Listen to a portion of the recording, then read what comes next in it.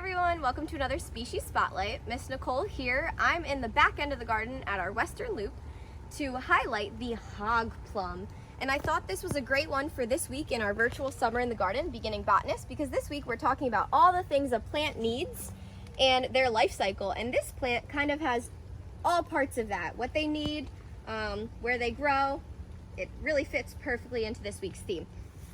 So, as you can see, this is a semi-vine, so it grows vine-like. I can show you right here. It kind of starts off vine-like, but then it turns into that harder tree.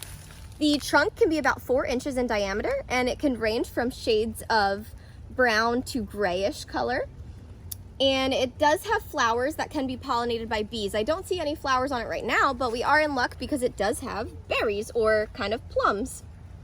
So the more ripe ones are turning yellow. I've actually got one right here. And when we break it open, lots of that good juice inside, there's actually a pit, which is our seed. And another thing that's pretty cool about this plant is they have a cool defense mechanism. They have thorns. So that's an adaptation the plant has to protect itself. And my favorite fun fact is that it smells like almonds.